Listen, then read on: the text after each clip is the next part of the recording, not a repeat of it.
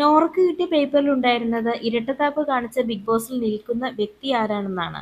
അപ്പൊ നോറ അതിൽ അൻസിബയുടെ പേരാണ് പറയുന്നത്. നോറ ഒരു എക്സാമ്പിൾ കൂടെ പറയുന്നുണ്ട്. ഒരിക്കൽ അൻസിബ പറഞ്ഞു, ജിൻഡോ ചേട്ടൻ ഇങ്ങനെ ചെയ്യുന്നത് കൊണ്ട് ഞാൻ മിക്കവാറും അയാളെ മഗ് എടുത്തെറിഞ്ഞ് ഫിസിക്കൽ അസോൾട്ട് ചെയ്ത് അയാളെ ഇവിടുന്ന് പുറത്തേക്ക് പറഞ്ഞയക്കേണ്ടി വരും. അങ്ങനെയുള്ള കാര്യങ്ങളാണ് അയാൾ ചെയ്തു കൂട്ടുന്നത്.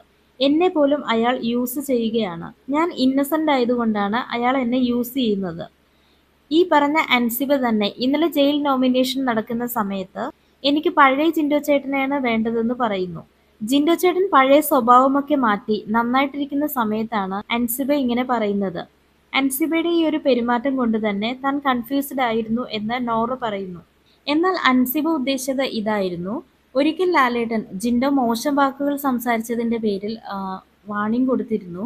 എന്നാൽ കഴിഞ്ഞ 2-3 ദിവസങ്ങളായിട്ട് ജിൻഡോ ഒട്ടും ആക്റ്റീവ് അല്ല. ഹെൽത്ത് ഇഷ്യൂസ് കൊണ്ടായിരിക്കാം പൊതുവെ കുറച്ച് ഡൗൺ ആയിട്ടാണ് കാണുന്നത്. എന്നാൽ പഴയ രീതിയിൽ ഗെയിമിലേക്ക് തിരിച്ചു വരാനാണ് അൻസിബ ഉദ്ദേശിച്ചത്. എന്നാൽ നോറ അതിനെ കണ്ടത് മറ്റൊരു രീതിയിലായിരുന്നു. നോറ പല കാര്യങ്ങളിലും ഓവറായിട്ട് തിങ്ക് ചെയ്യുന്ന ഒരാളാണ്. അൻസിബ മനസ്സിൽ പോലും ഉദ്ദേശിക്കാത്ത കാര്യങ്ങളാണ് നോറ ഇവിടെ എടുത്തിട്ടത്. അതുകൊണ്ട് തന്നെ അൻസിബ തന്നെ അതെല്ലാം കേട്ട് ചിരിക്കുന്നതായിട്ട് കാണാം. അൻസിബ ജിൻഡോനെ സ്നേഹിക്കുന്നത് വളരെ ജെന്യൂൻ ആയിട്ട് തന്നെയാണ്. അതുകൊണ്ട് തന്നെയാണ് ഒരവസരം കിട്ടിയപ്പോൾ ഗെയിമിലേക്ക് തിരിച്ചു വരാനായിട്ട് ജിൻഡോനോട് പറയുന്നത്.